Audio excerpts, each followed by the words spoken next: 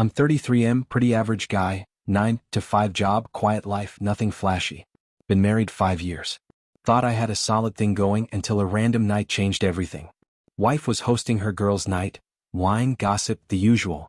I was in the garage messing with tools when I realized I left my phone inside.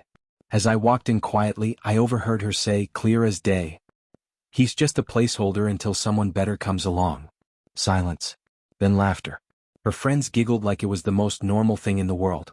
One of them asked if she was serious and she just rolled her eyes and said, "Oh please, he's sweet but he's not going anywhere. He thinks I'm his forever." I didn't even grab my phone. I just stood there frozen. She never saw me. That night, I waited until her friends left.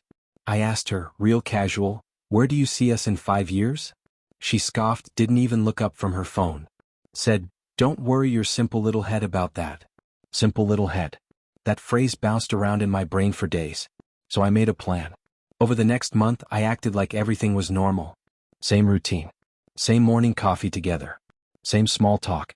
But behind the scenes, I was documenting every little thing, financial transactions, purchases on my card she made for herself, screenshots of texts she didn't know I saw, and audio recordings of her talking down to me when she thought I wasn't paying attention. She had no idea. Because in her mind, I was the simple guy. Harmless. When she said she was going on a girls' trip, I knew it was my window. She flew out on a Thursday. By Friday night, I had sold or moved everything in the house that I had paid for, furniture, electronics, even the fridge. Yep, my fridge. And I had receipts for all of it. Her stuff. Untouched. I wasn't about to mess with her personal things. But everything else? Gone. Stored neatly in a rented unit under my name. The house was in my name too, something she always ignored because in her head, marriage equals equal claim. But legally? Not so much. I listed it privately. Found a cash buyer. Quick close. By Monday, I had disconnected utilities, changed my number, scrubbed myself from all shared accounts. I even left her a letter taped to the wall of the empty living room. "You called me a placeholder. Consider yourself evicted from the fantasy." She got home Tuesday night. The screaming started about 45 seconds after she walked in. I wasn't there to hear it, but I saw the voicemails. Dozens. Ranging from, "Where are you?" to "You're insane," to "This isn't over." Then came the text. "You can't just leave. I'm entitled to half. I gave up my life for you." Which was wild, considering she hadn't worked in years, and the few times she did, she quit after a month and blamed everyone but herself. She tried to spin it hard. Called my mom. Told her I'd snapped. Said I was mentally unstable and emotionally abusive. My mom, bless her, just said, "You messed with the wrong one," and hung up.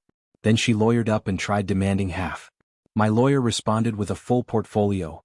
Documents, screenshots, proof of her cheating, messages mocking me, everything. We offered a clean exit. Walk away with what's hers, no alimony, no claim. Just sign and go. She refused. So we pushed for court. That's when the panic kicked in. She filed for spousal support, tried to play victim. We submitted photos from her girls' trip, showing her with the guy she actually went to see. Let's call him startup guy. Hotel selfies, champagne, him shirtless in the mirror. All date stamped, geotagged. She switched tactics, claimed I forged the docs. Said I gaslit her into signing things. Even dragged her friends into it, but they only made it worse. Turns out they had also posted things online bragging about finessing men. My lawyer had it all archived. Eventually her own attorney must have told her she was toast. She folded in mediation. Walked out with nothing but her suitcase and whatever fit in the back of an Uber. I moved to another city. Got a better job. Kept a low profile. Thought it was done.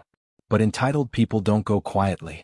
She started spreading rumors through mutuals, calling me controlling, saying I ruined her life. But the universe has a funny way of handling people like her. She ended up trying to date that same startup guy again.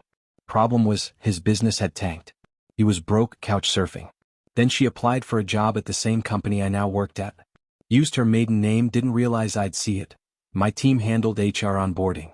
I didn't block it. I didn't report her. I just watched. And then I made my final move. I sent an anonymous message to the guy she was trying to pitch business ideas to, an investor she kept posting about. Attached were screenshots of her calling him Plan B in private chats, saying how she'd drain him dry. Next post I saw from him was a subtweet, "Dodged a bullet." Her reaction. She started messaging me from burner accounts. One begged for forgiveness. One accused me of ruining her life. One literally just said, "You win." I ignored them all. A few months later, I ran into her at a coffee shop. She looked worn down, like life had humbled her a bit. She tried to talk. Said she didn't mean what she said, that she was under pressure, that maybe we could talk, start over, even just as friends. I said, "You didn't trip and accidentally say I was a placeholder. You meant it?" And I just finally listened. She tried to play it cool, said I was being dramatic, that I'd overreacted. So I told her straight up, "You liked the version of me that paid for everything and stayed quiet. I'm just not that guy anymore." She said, "You ruined me." I said, "No. You did that to yourself." And I walked out. No drama. No yelling. Just peace. I never wanted revenge to be loud.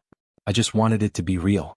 And I wanted her to feel it, not from hate but from absence. From watching everything she thought was hers vanish the moment I stopped playing dumb. She's out there somewhere now, posting healing quotes and pretending she's grown. Me, I'm good. Life's quiet. Better. Lesson learned: pay attention to the way people speak about you when they think you're not listening. That's the truth. Also, don't underestimate the simple ones. We're usually just patient. And hey, if you enjoyed the story, maybe hit that follow, because apparently I'm way more entertaining than she thought I was.